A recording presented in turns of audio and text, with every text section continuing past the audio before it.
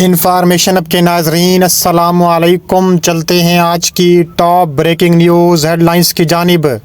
نمک حرام ایک بار پھر بے قابو، سرحد پر افغانستان کی بلا اشتعال فائرنگ، پاکستان کی جوابی کارروائی منہ توڑ جواب۔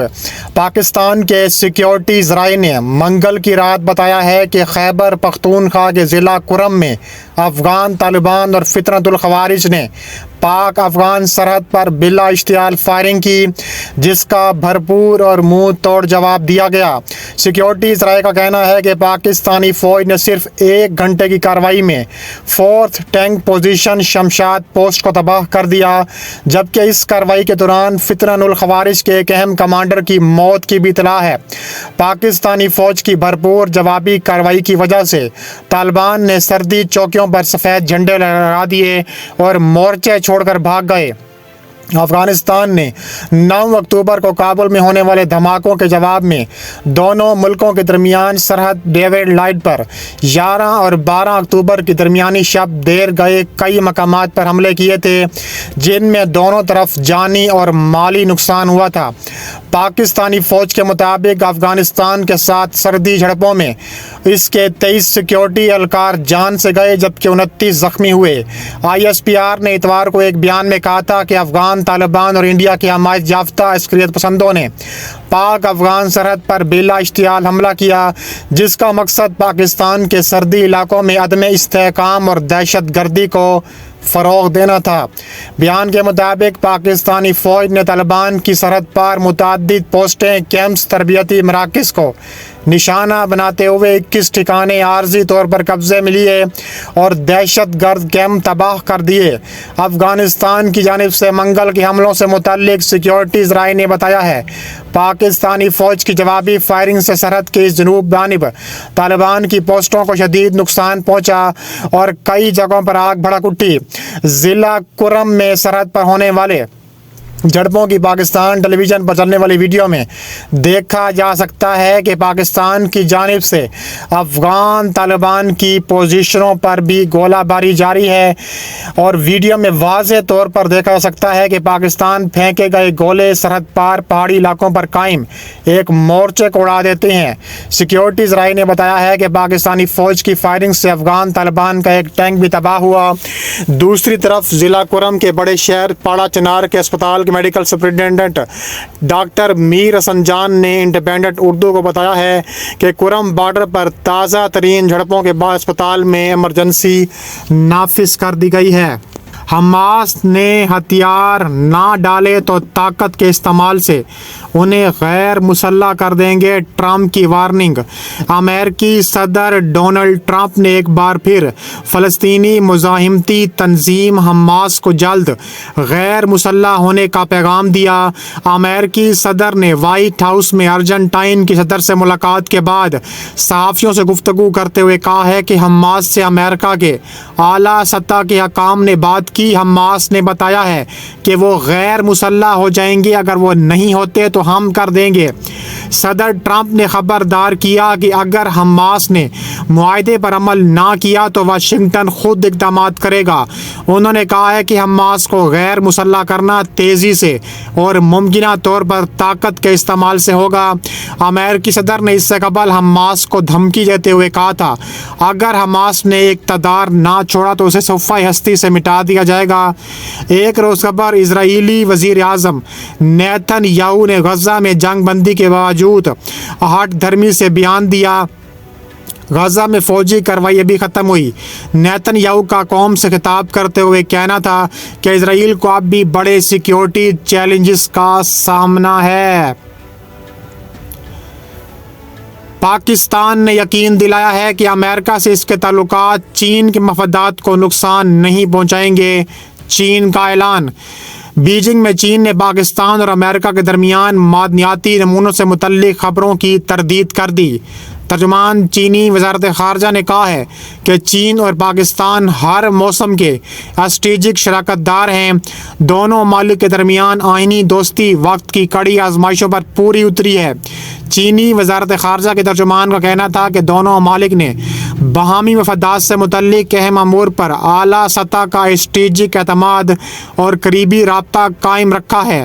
ترجمان نے مزید کہا کہ دونوں ممالک پاکستان اور امریکہ کے درمیان مائننگ تعاون پر رابطے میں ہیں۔ پاکستان نے یقین دلایا ہے کہ اس کے امریکہ سے تعلقات چین کے مفادات یا باہمی تعاون کو نقصان نہیں پہنچائیں گے۔ ترجمان کے مطابق پاکستانی قیادت نے امریکی رہنماؤں کو جو نمونے دکھائے ہیں وہ مقامی طور پر خریدے گئے قیمتی پتھروں کے تھے۔ اس سے متعلق آنے والی خبریں غلط معلومات پر مبنی ہیں یا پھر من گھڑت ہیں۔ یہ خبریں چین اور پاکستان کے درمیان دوری پیدا کرنے کی کوشش ہے۔ چینی وزارت خارجہ کے ترجمان کا مزید کہنا تھا کہ چین کے حالیہ روایت سے ایکسپورٹ کنٹرول اقدامات کا پاکستان سے کوئی تعلق نہیں۔ انہوں نے کہا ہے کہ چینی حکومت کی طرف سے اپنے برآمدی کنٹرول کے نظام کو قوانین اور مطابق بہتر کرنے کا اقدام ہے۔ اس کا مقصد عالمی امن اور علاقائی استحکام کا بہتر طور پر دفاع کرنا، عدم پھیلاؤ اور دیگر بین الاقوامی ذمہ داریوں کو بھی پورا کرنا ہے۔ بہت بڑی خبر آپ کے سامنے میں رکھنے جا رہا ہوں کہ ہندوستانی فوج نے انسداد ڈرون دفاعی نظام کے لیے ساکشم نظام تعینات کر دیا۔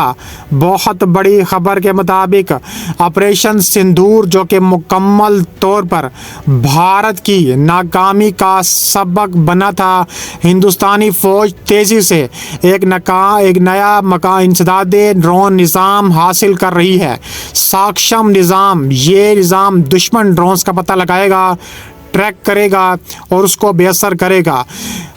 آپریشن سندور میں بری طرح ناکامی کے بعد ہندوستانی فوج اسی سسٹم جو ہے وہ تعینات کرنے والی ہے۔ یہ زمینی افواج کی حفاظت کو یقینی بناتے ہوئے وسیع فضائی حدود میں کام کرے گا۔ حالیہ سرحدی واقعات سے اسباق نے اس خریداری میں تیزی لائی ہے۔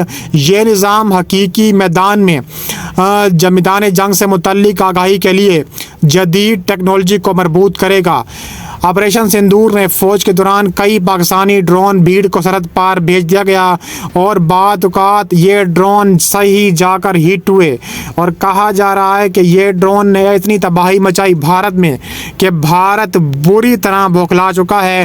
اب وہ ساکشم نظام جو ہے وہ بارڈر پر تعینات کرنے والا ہے، اور کہا جا رہا ہے کہ یہ نظام بھی اتنا کامیاب نہیں ہو سکتا پاکستانی افواج کے خلاف، کیونکہ پاکستانی افواج دنیا کی طاقتور افواج میں سے ایک ہے۔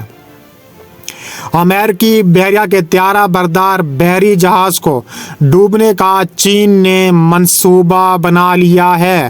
چین نے ایک مضبوط کلیدی نکات اور خلاصہ کیا ہے کہ وہ کثیر پرتوں والے anti access area denial A2AD system تیار کر لیا ہے، جس سے مؤثر طریقے سے ایک دفاعی بلبلہ بنایا گیا ہے جو امریکی بحریہ کو روکنے اور ان کے جہازوں کو تباہ کرنے یا ڈوبانے کے لیے ڈیزائن کیا گیا ہے۔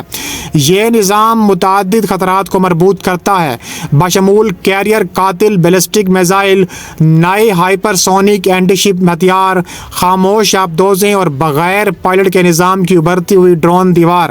ایک ساتھ مل کر یہ تہیں وسیع سمندری علاقے بناتی ہیں جو امریکی طیارہ بردار بحری جہازوں کے لیے تنازع کے دوران کام کرنے کے لیے بہت خطرناک ہیں۔ کہا جا رہا ہے کہ میزائل سبز اور ڈرون چین کس طرح امریکی طیارہ بردار بحری جہاز کو ڈبونے کا ارادہ رکانٹ کلاس وارڈنر کا عظیم پرشین فوجی بابا تھا کہ دفاعی جنگ میں جرم سے زیادہ مضبوط ہے۔ چینی فوج کو اس بات سے اتفاق کرنا چاہیے کہ وہ دنیا کے کسی بھی ملک سے بہتر دفاعی کردار ادا کرتی ہے، چاہے جارحانہ پلیٹ فارم آبدوز ہو، طیارہ بردار بحری جہاز، بیلسٹک میزائل یا ڈرون۔ چین نے اسے گرانے کے لیے ہتھیاروں کا نظام بنایا ہے۔ آپ بحث کر سکتے ہیں کہ چین کا مشرقی اور جنوب بحریہ چین پر مکمل کنٹرول ہے۔ امریکی بحریہ جھنڈا لہرانے اور عوامی جمہوریہ کو روکنے کی کوشش کرتی ہے، لیکن چینیوں کو ڈرایا نہیں جاتا۔ چین اپنے علاقائی دعووں کے تحفظ کے لیے پرعزم ہے۔ اپنے جدت اور ٹیکنالوجی کو خاص طور پر اس کے طیارہ بردار امریکی بحریہ کے طور پر رسائی سے انکار کے لیے موزوں ہے، اور کہا جا رہا ہے کہ چین بہت خطرناک حد تک آگے بڑھ سکتا ہے، اور ایسے خطرناک ترین جو ہتھیار ہیں وہ مزید بھی امریکہ کے خلاف لانچ کر سکتا ہے۔ یوکرین نے ڈرون حملے میں روسی میزائل پلانٹ کو شدید نقصان پہنچاتے ہوئے اڑا دیا۔ یوکرین کے طویل فاصلے تک مار کرنے والے ڈرونز نے سمولینسک ایئر کرافٹ پلانٹ سمیز پر راتوں رات اہداف کو نشانہ بنایا، جو روس کا فضائی طور پر شروع کیا جانے والا درستگی سے چلنے والا گولہ بارود کا بڑا پروڈیوسر ہے۔